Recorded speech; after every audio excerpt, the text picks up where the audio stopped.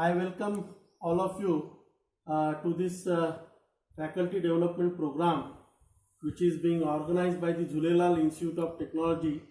At the outset, let me congratulate Dr. Bhaumik, Vice Principal of the Jhulelal Institute of Technology, and Dr. Bhavne, Principal of the Jhulelal Institute of Technology, for taking such kind of initiative during the lockdown period to organize the faculty development program on challenges after the COVID-19 in the online education. All of you are aware that the severe effects of COVID-19 has been observed in the country, and our traditional methods of teaching has to be shifted to the unconventional one, that is e-learning, virtual learning or online methods of teaching. So today we will be discussing about the e-learning and the virtual learning. So Dr. APJ Abdul Kalam's thought is that education is the most powerful weapon which you can use to change the world. So therefore, the kind of online education which we are thinking of now, it is very useful for the country like India and almost all the country to go with. So e-education and virtual learning, you can see that it's one of the picture which is being taken from the Germany. That is it's a corona time, the classes are vacant, nobody is there in the class, and now the only option which is being left with us to move with the virtual learning. E-learning in the classroom, okay, you know that this is the conventional mode of the learning. It is basically the change in the behavior that comes from a result of a planned experience result, from the interaction between what we already know, new information we encounter, and what we do as we learn. So this is basically the learning which will bring the permanent change in the behavior. Learning pyramid, you can see that the source is also given, that is 90% teach others, 75% the practice doing, discussion, demonstration, 20% audio visual, okay, 10% is reading, and at the top it is lecture. So average student retention rates are there in this conventional learning pyramid. So the methods of teaching, traditionally teachers used to understand the subject enough to convey its essence to the student. Okay, this has involved the lecturing on part of the teacher, new instructional strategies such as team-based learning, and it has put the teacher into the role of the course designer, discussion facilitator, and the coach and the student more into the active learner discovering the subject of the course. So this is what the conventional methods of teaching, traditional method. Socratic method, okay, classical Greek philosopher Socrates, is a form of inquiry, discussion between individuals based on asking and answering questions to stimulate critical thinking and to eliminate ideas. It is a dialectical method. So the concept of teaching, what we were observing, traditional teaching, it is a series of planned experiences which will bring about a relatively permanent change in behavior of the learner, which is happening in the four walls of the classroom. Then what will be the scenario after the COVID-19? Okay, the pandemic has significantly disrupted the higher education sector, as well as which is a very critical determinant of a country's economic future. Okay, social distancing rules has to be implemented, and teachers will be operating from home. So actual contact hours of teaching in classroom will reduce in the next academic session. Then naturally, okay, we have to recover, okay, we have to prepare, okay, and cope up with the present situation in the country. So naturally, what we need to have a learning innovation. Now 2020, it has become the learning innovation for the country. The government of India has already tried that and permitted the universities to offer the online degrees, which previously was limited to foreign universities. Okay, and now to encourage and widen the access of higher education, this restriction has been lifted from 20% to 100% courses online. So online courses can reach out across time and space barriers. So who will be the prospective students? Okay, so they can be from the several and different paths in the e-learning or virtual mode. That is either the course key content or independent learners can also be there. Okay, and at the same time the students from the various countries, various organizations, okay, they can join such type of courses. So naturally there will be a diversity, okay, in the students, those who will be taking these courses. So what we see is that 50% of, means half of our brain focuses on processing visual information. Okay, 60,000 times we process the visual much faster than process text. 90% we all forget of what we learn in a month. Okay, most of us in 1 hour. And 6 triggers, okay, that is getting and keeping the attention of the student is critical nowadays. Okay, so in the present situation, the teachers are under the confusion what to do. They have been stuck up, okay, whether to go with the online methods, whether to go with the conventional method, when the lockdown will be removed, okay, what will happen. These all kinds of uncertainties are there. So it is putting the teacher under the confusion. So the best way, okay, is that the education which will be there after the COVID-19, it will be the ICT enabled education. And what we have to see is that analyze, adapt and synthesize. Most of the time the education will be offered through the mobile phone, okay, or the tabs, okay, or the computers. So let us see the definition. Pedagogy: systemized instruction of principles that promote students' learning, which is being given by the KLA in 2004. E-learning: e-learning is an online education defined as the self-paced or real-time delivery of training and education over the internet to an end-user device. Similarly, distance learning, okay, it refers to the educational activities which is relatively linked to 2 or more people or 2 or more locations separated from one another by space and or time. So let us see the e-learning and the virtual learning. So e-learning and virtual learning environments are not just the process of documenting the management system. Basically it is to be practiced. So e-learning is the learning process created by interaction with digitally delivered content, services and the support. So what are the components of the e-learning?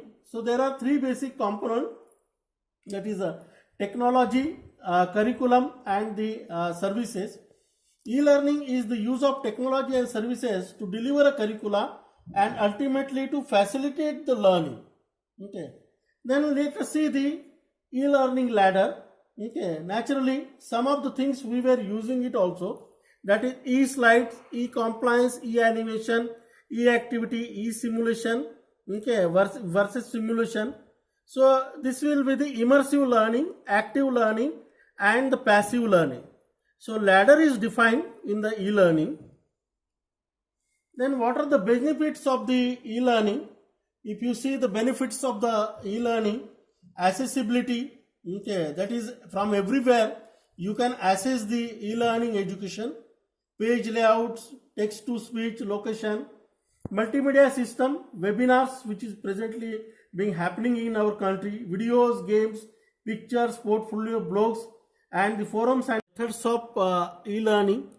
Okay, you can see that virtual classroom, instructor-led method is there, online discussion, electronic simulation, self-paced and the mobile learning.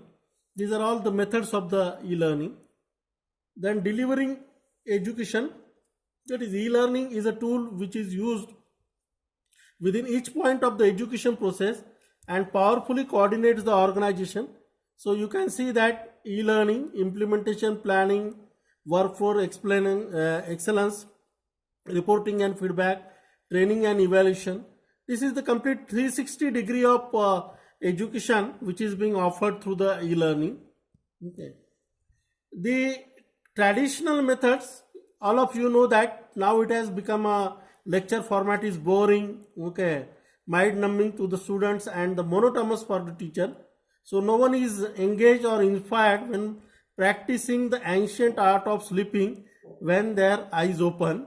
So you can see that, okay, these such kind of classes are also there in the traditional method. Let us see the issues faced by the system. What are the learning problems? Okay, the productivity squeeze, cheaper, faster, fallacy that we can use less resources to train the more student because more student can join with us or conduct more programs and to produce more productive workers and or get better result. Okay, so in the present stage what we observe is that there is a change in the education system from the Socratic methods to the cyber learning. Okay, you can see that this picture, okay, wherein artificial intelligence it is being used, okay, for the online teaching. IoT, that is the Internet of Things, how it is changing the world. The internet is computer-based global information system. It is composed of many interconnected computers. Each network may link thousands of computers, enabling them to share information. Let's see now what are the e-learning components are there. Okay, so computer, mobile technologies, capacity building, literacy, then graphic multimedia systems, CD, DVDs, learning management systems, softwares, okay, learning administration systems, which is giving the backend to the complete e-learning component, testing modules online, sharing information online and offline. So these are all the components of the e-learning. So now there will be a knowledge with the touch of the button. So interest has brought a transformation in many aspects of life. It is one of the biggest contributors making the world into the global village. The access to being is one of the most important. Now the student can have access to libraries around the world. No need to visit the libraries. From the online education, they can visit the libraries and view the various literature available over there. So it is being available just at the touch of the button. All the database is there. Online education is supported, okay, by the technology. So technology is an increasingly influential factor in education. Computers and mobile phones are used in developed countries as well as in the India, both to complement established education practices and develop new ways of learning such as online education. Now, empowering education through the computers, which is being required, that is proliferation of computer also means the increase of programming and the blogging. E-learning, so it is basically an emerging methodology in teaching and training. E-education, or it is also known as e-learning, online education, is the process of learning where computers are used at each possible step of the process: enrollment, instruction, design, content, delivery, evaluation, assessment and support. This means that the student and teachers do not have to sit in the classroom, but instead they learn from anywhere in the world and in any time. So technology is found to be a boon to this online education. Since the technology, it offers a powerful learning tools that demand new skills and understanding of student, including multimedia, and provide new ways to engage students such as virtual learning environment. Now the multimedia, okay, it's media and the content which is being extensively used in the e-learning or the virtual learning method. Okay, so multimedia is media and content that uses combination of different content forms, having multiple content form. The multimedia includes a combination of text, audio, still images, animation, video and interactivity content form. Learning with multimedia, the brain must simultaneously encode two different types of information, that is auditory stimulus and the visual stimulus. Then technology in teaching and assessment of the student. Okay, nowadays we are most worried about the assessment of the student, and that kind of infrastructure it is also being not developed in the universities or in the country. So the use of technologies such as PowerPoint and the interactive whiteboard is capturing the attention of the student in the classroom. This kind of technology is also being used for the assessment of the student. Then the PowerPoint configuration, that is PowerPoint presentation consists of a number of individual pages or slide. The slide analogy is a reference to the slide projector. Slide may contain text, graphics, movies and other objects which may be arranged freely on the slide. Audience response system, that is instantaneous responses in learning. The audience response system which allows immediate feedback, test and classroom discussions is also possible. Each person has a remote control with which selections can be made. Each remote communicates with a computer via receiver located around the room or via single receiver connected to the presenter's computer using a USB connector. So this type of system can also be used. Diverse program to suit the learners. So virtual classrooms, you can see that this kind of diverse program. Virtual classrooms that can be accessed from anywhere. Well-educated professional instructors, just like traditional education, diverse program in a variety of discipline. Need of e-teaching methods. Okay, modern children, okay, they are ready for e-education. That e-learning is a good opportunity for a meaningful after-school activity or the college activity for them, and can become a popular form of a after-college activity among children and their parents. Flexibility is one of the most attractive elements of online learning, but the benefits don't stop here. In fact, many online students find their educational journey is particularly rewarding. So technology that creates virtual classrooms like this one. Okay, virtual classrooms that can be accessed from anywhere, well-educated professional instructor, just like traditional education. Diverse programs in variety of disciplines accredited to complete their college degrees. Technical programs provide a real-time training, freedom to enhance skills and resume, while still working full real-life applications of classroom materials. Okay, greater comfort with interactive technology. You can see that, okay, feedback is also being possible.